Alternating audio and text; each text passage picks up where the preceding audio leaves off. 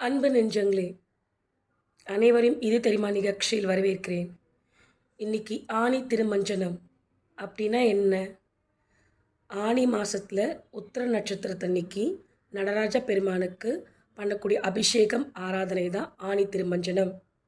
இது இன்னொரு சிறப்பு என்னன்னா, தில்லை அம்பல நடராஜர் இருக்கார் இல்லைங்களா, சிதம்பரம் நடராஜர், அவருக்கு மாணிக்க வாசகர் குருந்தை மரத்துக்கு கீழே அழைக்கும் பொழுது சிவபெருமான் அந்த மரத்துக்கு கீழே வந்து உட்கார்ந்து அவர் கைப்படவே மாணிக்க வாசகர் சொல்ல சொல்ல திருவாசம் எழுதிய திருநாள்.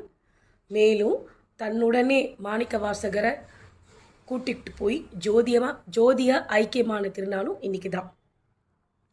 சிதம்பரம் நடராஜர் சபையில் பார்த்திங்கன்னா ஒரு முறையும் அபிஷேகம் ஒரு சபையில் நடக்கும். இன்றைக்கி ராஜசபையில் ஆனி திருமஞ்சனம் அபிஷேகம் நடக்கும்.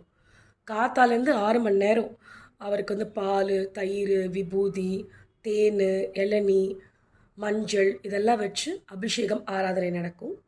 அதுக்கப்புறம் சித்த சபையில் நடராஜரும் சிவகாமியும் எழுந்தருளி எல்லாருக்கும் காட்சி கொடுப்பாங்க. நம்மளால் தில்லைக்கு போக முடியல அப்படின்னாலும் நம்ம பக்கத்தில் இருக்கக்கூடிய அருகில் இருக்கக்கூடிய சிவன் கோயில் இருக்க நடராஜருக்கு அந்த அபிஷேகத்தை பார்க்கறது உத்தமம். அது கூட எங்களுக்கு நேரம் இல்லை அப்படின்னா உங்கள் யூடியூப்பில் வரும், அதை கூட நீங்கள் பார்க்கலாம். எங்கே இருந்தாலும் நம்ம சித்தத்துக்கு தெளிவு தரக்கூடிய ஓம் நமச்சிவாய அப்படின்ற திருநாமத்துக்குரிய சிதம்பரம் நடராஜருடைய சிறந்த நாளான இன்னைக்கு ஆனி திருமஞ்சனத்தை பார்க்கறதும் அதை பற்றின செய்திகளை கேட்குறதும் மகா புண்ணியம். நன்றி, வணக்கம்.